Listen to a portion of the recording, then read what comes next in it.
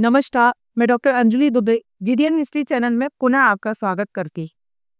आज का जो हमारा अगला विषय है वह अमेरिका के स्वतंत्रता संग्राम पर ही आधारित है, 1776, जिसको हम भाग 2 के रूप में पढ़ रहे। इसके पहले की वीडियो में हमने देखा कि अमेरिका में कैसे 13 उपनिवेश स्थापित हुए और आज की वीडियो में हम जानेंगे अमेरिका के स्वतंत्रता संग्राम के क्या कारण थे। तो हम बात कर रहे हैं अमेरिका के स्वतंत्रता संग्राम के कारणों पर। 18वीं सदी में अमेरिका के उपनिवेशों द्वारा ब्रिटेन के विरुद्ध लड़ा गया स्वाधीनता युद्ध विश्व की एक महान घटना है। लोकतंत्र के इतिहास में भी अमेरिका के स्वतंत्रता युद्ध का अगर हम देखें तो अपना आप एक महत्वपूर्ण स्थान है। हम बात कर रहे हैं स्वतंत्रता संग्राम के कारणों पर। अमेरिका के स्वतंत्रता संग्राम के कारणों में सबसे पहला कारण है धार्मिक मत थे। इंग्लैंड को छोड़कर अमेरिका में आकर बसने वाले अंग्रेज धार्मिक अत्याचार और उत्पीड़न से दुखी होकर के अमेरिका में आ गए थे। अधिकांश इनमें ऐसे लोग थे जो कैथोलिक संप्रदाय के और इंग्लैंड के आंग्ल चर्च के प्रभुत्व को नहीं मानते थे। इंग्लैंड की राजसत्ता आंग्ल चर्च पर ही अधिक बल देती थी, इसलिए इंग्लैंड तथा उपनिवेशों में रहने वालों में गहन धार्मिक मतभेद उत्पन्न हो गए थे। इसके बाद हम बात करेंगे इसके सामाजिक कारणों पे। तो सामाजिक कारणों में सबसे पहला कारण है चारित्रिक भिन्नता। अमेरिकन उपनिवेशों में समानता की प्रबल भावना थी। इसके विपरीत इंग्लैंड में अभी वर्ग भेद बना हुआ था और समाज में श्रेष्ठ कुलीन वर्ग के लोगों की प्रधानता भी थी। पर अमेरिका में सामाजिक सरलता थी, लोग नए नए और सरल थे और उन्होंने अपनी समस्त पूर्वी धारणाओं और रीति रस्मों को त्याग कर एक नया जीवन अपनाया था और अब वे सामाजिक स्वरूप, चरित्र और दृष्टिकोण में अमेरिकन बन गए थे। अंग्रेजों और उनमें चारित्रिक और सामाजिक भिन्नता दोनों थी। अगला जो कारण है सामाजिक, वह है उपनिवेशों में बसे विभिन्न देशों के लोगों में इंग्लैंड विरोधी भावना। इंग्लैंड से अनेक अपराधियों को दंड भोगने के लिए अमेरिकन उपनिवेशों में भेज दिया जाता था। ऐसे अपराध वृत्ति के लोगों की संतानों से इंग्लैंड के लिए देशभक्ति और देश प्रेम की आशा नहीं की जा सकती थी। इन अमेरिकन उपनिवेशों में धीरे धीरे यूरोप के अन्य देशों के बहुसंख्यक लोग भी जीवन निर्वाह के लिए साधनों की खोज में आकर के बस गए। अनेक लोग आयरलैंड से, स्कॉटिश हायरलैंड से तथा वेल्स के क्वेकर्स विशिष्ट धार्मिक मत वाले भी इन उपनिवेशों में आकर के बस गए थे। यहाँ आकर बसने वालों में प्यूरिटन, क्वेकर, लूथरवादी, कैल्विनवादी और इसके अलावा प्रेस्बिटेरियन आदि भी थे। इनके जीवन यापन के साधन भी अगर देखें तो वह भी भिन्न भिन्न थे। ये इंग्लैंड के प्रभुत्व व आधिपत्य से अत्यधिक रुष्ट थे। अमेरिका के उपनिवेशों में ऐसे लोगों की संख्या में लगातार वृद्धि हो रही थी जो ब्रिटेन से किसी भी प्रकार का लगाव नहीं रखना चाहते थे।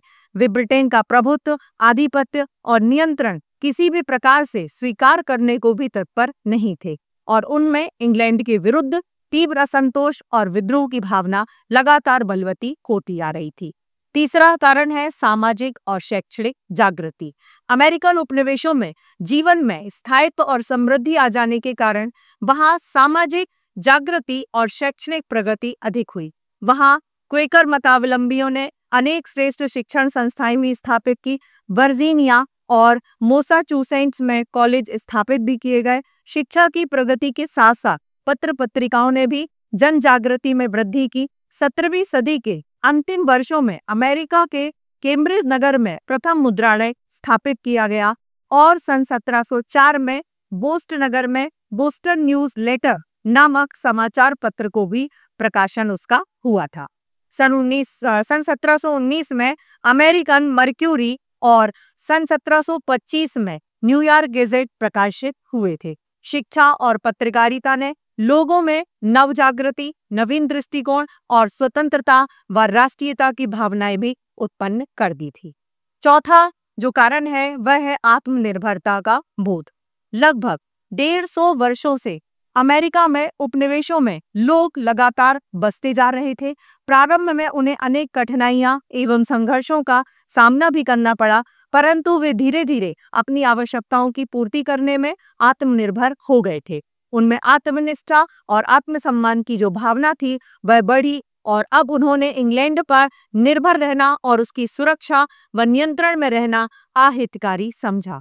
अतः वे इंग्लैंड के साथ अपने संबंधों को समाप्त करने के लिए लगातार प्रयत्नशील हो गए थे। पांचवा जो कारण है वह एकता और समन्वय की तथा राष्ट्रीयता की भावना है। इंग्लैंड तथा फ्रांस के बीच हुए सप्तवर्षीय युद्ध में अमेरिकी उपनिवेशों के युवक फ्रांसीसियों के विरुद्ध अंग्रेज सैनिकों के साथ कंधे से कंधा मिलाकर के लड़े थे। इस युद्ध के कारण विभिन्न उपनिवेशों के अमेरिकी युवकों को परस्पर एक दूसरे से मिलने और विचार विनिमय करने के अवसर भी प्राप्त हुए थे। उनमें आपस में एकता और समन्वय की भावना का विकास हो गया और उपनिवेशों में यह भावना दृढ़ होने लगी कि अमेरिका एक राष्ट्र है। इसके बाद हम आर्थिक कारणों की अगर हम बात करें तो आर्थिक कारणों में जो पहला कारण है वह आर्थिक शोषण और व्यापारिक प्रतिबंध पर आधारित है। इंग्लैंड की सरकार उपनिवेशों को इंग्लैंड के लिए लाभ का एक अच्छा साधन मानती थी। उपनिवेश के कच्चे माल को इंग्लैंड के कल कारखानों के लिए इंग्लैंड उनका आर्थिक शोषण कर रहा था। इंग्लैंड की सरकार ने कुछ ऐसे कानून बनाए जिससे उपनिवेश के व्यापार और उद्योग व्यवसायों पर कड़े प्रतिबंध लगा दिए। इनमें से अगर कुछ हम देखें तो वह इस प्रकार है, जैसे पहला, एक कानून के अंतर्गत उपनिवेशों की एक सूची बनाई गई और उसमें से किसी भी माल को इंग्लैंड के अतिरिक्त किसी अन्य देश में बेचने पर प्रतिबंध लगा दिया गया। उपनिवेशों में चमड़े की टोपी हर घर में आसानी से बना ली जाती थी, पर उक्त कानून के द्वारा इस कार्य पर प्रतिबंध लगा दिया गया और अब उपनिवेशों का सारा चमड़ा इंग्लैंड भेजा जाने लगा और वहां से हडसन बे नामक कंपनी द्वारा निर्मित टोपियां वापस अमेरिका भेजी जाने लगी, क्योंकि ब्रिटिश सरकार ने टोपियां बनाने का ठेका जो था वह इस कंपनी को दे दिया था। दूसरा, अमेरिका के उपनिवेशों में उत्पन्न कुछ वस्तुओं के निर्यात केवल इंग्लैंड को ही दिया जाना था। इन वस्तुओं में अगर मुख्यतः देखा जाए तो तंबाकू, चावल, लकड़ी, लोहा, कच्चा चमड़ा और जल सेना व जहाज संबंधी सामान था। तीसरा, यह भी नियम बनाया गया कि यूरोप को अमेरिकी वस्तुओं का निर्यात अथवा यूरोप से अमेरिका के उपनिवेशों में आयात अंग्रेज व्यापारियों के द्वारा ही होगा और इस प्रकार आयात निर्यात से अंग्रेज व्यापारी लाभान्वित हो रहे थे। चौथा, उपनिवेशों को जिस किसी माल की आवश्यकता होती थी वह केवल और केवल इंग्लैंड से ही मंगाया जाता था। इसके अलावा पांचवा, इंग्लैंड और उपनिवेशों के बीच जो भी व्यापार होगा वह इंग्लैंड और उपनिवेशों के जहाजों के द्वारा ही होगा। यह भी कानून बनाया गया कि व्यापारिक माल असबाब का आयात और निर्यात चाहे वह यूरोपीय देशों का हो या इंग्लैंड को इंग्लैंड के जहाजों से ही हुआ करेगा और इनके संचालक भी अंग्रेज ही होंगे। इससे अमेरिका के जहाजों और व्यापार का जो विकास था वह अवरुद्ध हो गया था। छठवां, सन 1750 में एक कानून के द्वारा उपनिवेशों से यह कहा गया कि वे अपना कच्चा लोहा इंग्लैंड की मंडियों और बाजारों में भेजें और इसी कानून के द्वारा उपनिवेशों में लोहे के कारखाने खोलने पर भी रोक लगा दी गई थी। इसके अलावा सातवां, इंग्लैंड ने उपनिवेशों के लिए एक आयात कर अधिनियम पारित किया जिसमें शीशा, चाय, कागज और रंग के आयात पर कर लगा दिया गया। उपनिवेश वालों ने इसे उनके मौलिक अधिकारों पर अपना आघात माना।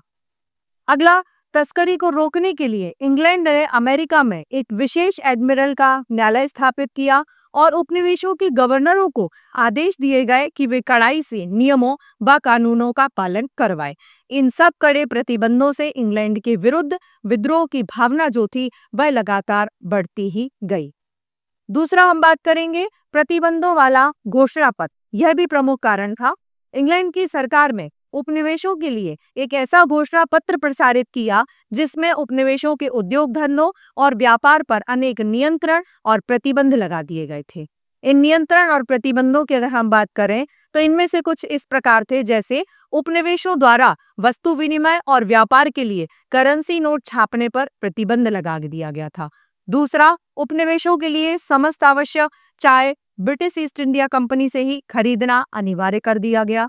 तीसरा, उपनिवेशों पर व्यय होने वाले धन की पूर्ति के लिए उपनिवेशों द्वारा आयात की जाने वाली कुछ वस्तुओं पर आयात कर लगाने का कानून बनाया गया। चौथा, उपनिवेशों की सुरक्षा के लिए रखी गई सेना पर होने वाला व्यय उपनिवेशों से ही वसूल किया जाने लगा। पांचवा, दक्षिण से उत्तर तक एक सीमा रेखा अंकित कर रेखा के पश्चिम में नए उपनिवेश बनाने पर प्रतिबंध लगा दिया गया। इंग्लैंड की इस दूषित व्यापारिक नीति के कारण इंग्लैंड का आर्थिक हित संवर्धन तो हुआ, पर उपनिवेशों के औद्योगिक विकास का मार्ग भी अवरुद्ध हो गया। उपनिवेशों के कच्चे माल का उपयोग इंग्लैंड के कारखानों के स्थायी स्रोत के रूप में किया जाने लगा। इससे उपनिवेशों की जनता में इंग्लैंड के विरुद्ध तीव्र असंतोष फैल गया और इंग्लैंड तथा उपनिवेशों के बीच संघर्ष का वातावरण निर्मित हो गया। इसके बाद हम बात करेंगे राजनीतिक कारणों में। तो राजनीतिक कारणों में पहला कारण है दृष्टिकोणों में भिन्नता। उपनिवेशों के और इंग्लैंड के राजनीतिक दृष्टिकोण भिन्न भिन्न थे। इंग्लैंड में जनता कुलीन और संवैधानिक राजतंत्र की समर्थक थी, पर उपनिवेश वाले जनतंत्र के समर्थक और पोषक थे। इंग्लैंड के समाज में कुलीन वर्गों, सेना नायकों, दास स्वामियों और धन संपन्न व्यापारियों की प्रधानता होने से वहां की राजनीतिक दृष्टिकोण जो था वह अमेरिकन दृष्टिकोण से पूर्णतः भिन्न था। दूसरा, फ्रांसीसी आक्रमण के भय का अंत, यह भी एक कारण बनेगा। अमेरिका तथा कनाडा के कुछ प्रदेशों में फ्रांसीसी बसे हुए थे और अन्य में अंग्रेज। फ्रांसीसी रोमन कैथोलिक मतावलंबी ईसाई थे और अंग्रेज प्रोटेस्टेंट धर्मावलंबी ईसाई थे। धार्मिक मतभेदों के कारण दोनों में परस्पर कटुता थी और अंग्रेज उपनिवेशों को यह भय रहता था कि यदि उन्होंने इंग्लैंड से युद्ध किया तो इस अवसर का लाभ उठाकर कनाडा के फ्रांसीसी उन पर आक्रमण कर देंगे। पर जब इंग्लैंड और फ्रांस के बीच सप्तवर्षीय युद्ध हुआ और फ्रांस उसमें परास्त हो गया, तब कनाडा के फ्रांसीसी उपनिवेश अंग्रेजों के अधीन आ गए। इससे अब अमेरिका के अंग्रेज उपनिवेशों को कनाडा के फ्रांसीसियों के आक्रमण का भय नहीं रहा और अब वे निर्भय होकर के अंग्रेजों से संघर्ष करने के लिए तत्पर हो गए। तीसरा, दूषित शासन प्रणाली। उपनिवेशों की शासन प्रणाली दूषित थी। यहाँ की कार्यकारिणी या काउंसिल के सदस्य इंग्लैंड के राजा के द्वारा मनोनीत किए जाते थे और व्यवस्थापिका विधानसभा के सदस्य जनता के द्वारा निर्वाचित होते थे। इससे काउंसिल या कार्यकारिणी के सदस्य इंग्लैंड के राजा के प्रति और व्यवस्थापिका के सदस्य जनता के प्रति उत्तरदायी होते थे।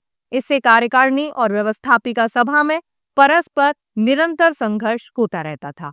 उपनिवेश वाले अपनी व्यवस्थापिका सभा को एक शक्तिशाली मानते थे, पर इंग्लैंड की सरकार उनको ऐसा नहीं करने देती थी। वह उपनिवेशों की व्यवस्थापिका सभा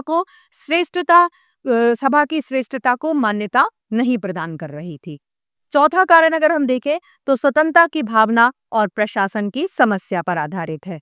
उपनिवेशवासी अपने आप को स्वतंत्र मानते थे और उनमें अपने बलबूते पर शासन व्यवस्था चलाने का आत्मविश्वास अगर हम देखें तो वह भी जागृत हो चुका था। उनमें यह भावना बलवती होने लगी थी कि अपने लिए अपनी रुचि की सरकार बनाने और अपने उत्कर्ष और विकास के लिए उपयुक्त कानून बनाने का अधिकार उनको है, क्योंकि वे एक राष्ट्र हैं। इसके इन अधिकार पर कोई आक्रमण अगर करे तो वह उसका प्रतिकार भी करेंगे। उपनिवेशों की इन भावनाओं और धारणाओं के विपरीत इंग्लैंड की सरकार इन उपनिवेशों को अपने अधीन रखकर उन पर अपना शासन बनाए रखना चाहती थी।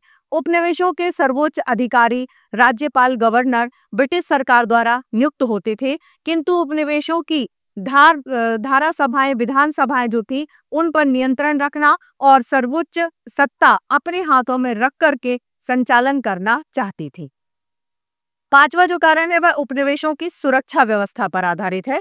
उपनिवेशवासी अपने उपनिवेशों की बाह्य सुरक्षा करने में असमर्थ थे। इस सुरक्षा के लिए सैन्य शक्ति के लिए वे परस्पर सहयोग भी नहीं कर सकते थे। इसलिए ब्रिटिश सरकार ने यह निर्णय लिया कि उपनिवेशों की सुरक्षा के लिए जो स्थायी सेना रखी जाए उसके रखरखाव का व्यय उपनिवेशवासी ही दे।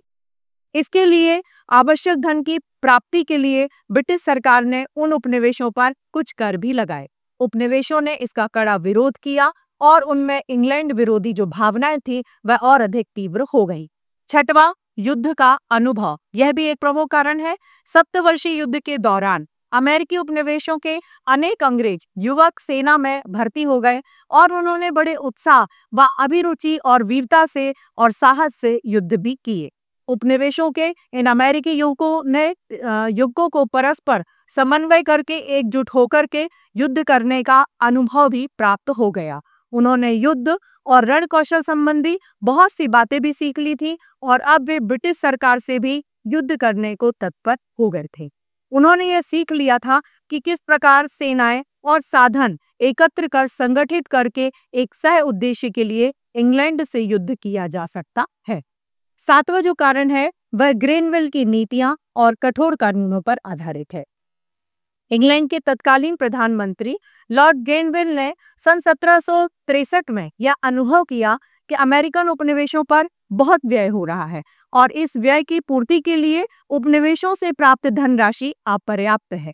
इसलिए आय व्यय को संतुलित करने के लिए अधिक प्रत्यक्ष कर लगा करके धन प्राप्त किया जाए। इसे ग्रेनविल ने ऐसे आपत्तिजनक कार्य किए जिससे कि अमेरिका वाले जो थे वह अत्यधिक क्रुद्ध हो गए थे।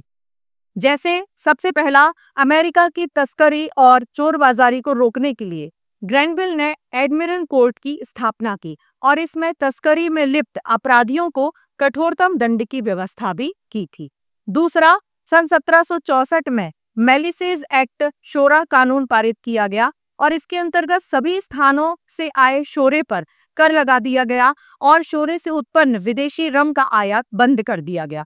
इससे उपनिवेशवासी ना तो सस्ते दामों पर शक्कर ही क्रय कर सकते थे और ना ही रम बनाने के लिए कर मुक्त शोरा ही प्राप्त कर सकते थे। तीसरा, एक घोषणा द्वारा मिसिसिपी नदी क्षेत्र में बड़ी विस्तृत भाग अमेरिका के मूल निवासी रेड इंडियन के लिए सुरक्षित कर दिए गए थे। इससे उपनिवेशवासियों का मिसिसिपी क्षेत्र में आगे बढ़ना भी अवरुद्ध हो गया था। चौथा, उपनिवेशों की सुरक्षा के लिए ग्रेनविल ने एक छोटी सी सेना अमेरिका में रखने की घोषणा की और इस सेना के रखरखाव और इसके व्यय का 1/3 भाग उपनिवेश वालों को ही देना अनिवार्य था। पांचवा, स्टाम्प एक्ट पारित कर कागज पत्रों पर उनके महत्व को देखते हुए कम से कम 2 पेंस और अधिक से अधिक 6 पौंड की कीमत के स्टाम्प लगाना अनिवार्य कर दिया गया।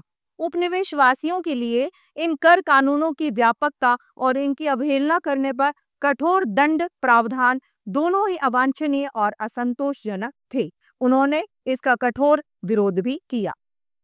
आठवां जो कारण है वह स्टाम्प एक्ट और करों के विरोध पर आधारित है। 23 मार्च 1765 को ब्रिटिश संसद ने स्टाम्प एक्ट नामक एक कानून पारित किया जिसके अंतर्गत न्यायालय में दाखिल किए जाने वाले कागजातों और समाचार पत्रों पर गैर न्यायिक इकरारनामों, मदिरा बेचने के लाइसेंसों, विज्ञापनों आदि पर 20 शिलिंग का टिकट लगाना अनिवार्य कर दिया गया था। इसका विरोध करने वालों पर जल सेना की अदालतों में मुकदमे चला करके उनको दंडित किया जाता था। इस नए कर से व्यापारियों से लेकर के सामान्य जनता तक सभी प्रभावित हुए और वे बौखला उठे और उन्होंने स्टाम्प एक्ट का विरोध किया। इस पर सन 1766 में ब्रिटिश संसद ने स्टाम्प एक्ट को निरस्त कर दिया पर यह घोषणा कर दी कि ब्रिटिश संसद को उपनिवेशों के लिए कानून बनाने और उन पर कर लगाने का अधिकार है। सन 1767 में ब्रिटिश संसद ने अमेरिकी उपनिवेशों को बाहर भेजे जाने वाला शीशा, चाय, कागज, रंग पर आयात कर लगा दिया। उपनिवेशों ने इसका विरोध भी किया। न्यूयॉर्क में एक सम्मेलन आयोजित किया गया जिसमें कई उपनिवेशों के प्रतिनिधि सम्मिलित हुए। उन्होंने इंग्लैंड के कर लगाने के अधिकार को चुनौती दी और उनका कथन था कि ब्रिटिश संसद में उपनिवेशों को अपने प्रतिनिधि भेजने का अधिकार नहीं है, इसलिए ब्रिटिश संसद और सरकार को उन पर कर लगाने का कोई अधिकार नहीं हो सकता। उपनिवेशों ने करों का विरोध किया और प्रतिनिधित्व नहीं तो कर भी नहीं, यह इंग्लैंड विरोधी नारा सर्वत्र गूंजने लगा। स्टाम्प एक्ट के विरोध स्वरूप उपनिवेश के व्यापारियों ने इंग्लैंड से माल आयात करना बंद कर दिया और वहां के समाचार पत्रों ने स्टाम्प के स्थान पर मनुष्य के सिर और अस्थियों के चित्र लगाए। इससे यह स्पष्ट हो गया कि कानून केवल बंदूक की नली द्वारा ही लागू किया जा सकता है।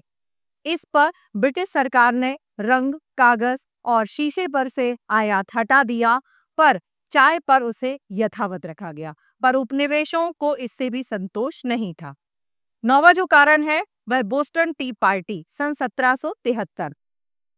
सन 1773 में पारित कानून के अनुसार अमेरिकी उपनिवेशों को अपने उपयोग में आने वाली सारी चाय अनिवार्यतः ब्रिटिश ईस्ट इंडिया कंपनी से ही खरीदना पड़ती थी। सबसे पहले मैसाचुसेट्स के उपनिवेशों में इस कानून के विरोध में प्रथम प्रदर्शन हुआ था और उसके बाद 16 दिसंबर 1773 को बोस्टन बंदरगाह में, जहां चाय से लदे कई जहाज खड़े हुए थे, रेड इंडियनों के छद्मवेश में उपनिवेशों के नागरिकों ने इन जहाजों में प्रविष्ट होकर के चाय की सभी पेटियों को समुद्र में फेंक दिया।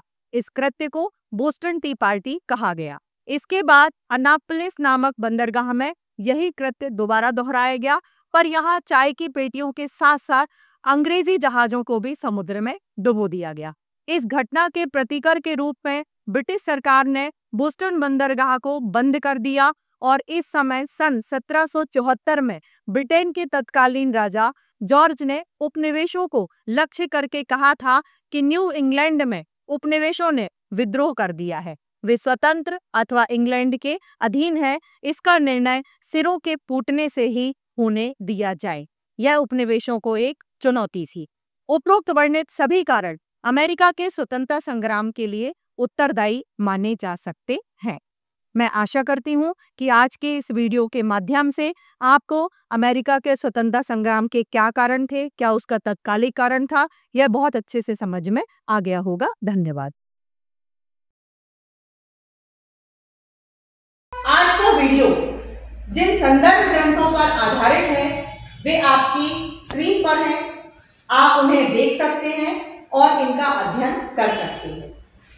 यदि आपको ये वीडियो अच्छा लगा और भविष्य में आप भारतीय एवं विश्व इतिहास को क्रमबद्ध रूप से जानना चाहते हैं तो आप इस चैनल को लाइक करें और सब्सक्राइब का बटन दबाएं। आपके सुझाव सदैव आमंत्रित रहेंगे। साथियों, इस चैनल का उद्देश्य किसी भी रूप में व्यवसाय बिल्कुल भी नहीं है। इस चैनल के द्वारा संपूर्ण इतिहास का ज्ञान पूर्णतः निःशुल्क प्रस्तुत किया जाएगा। धन्यवाद।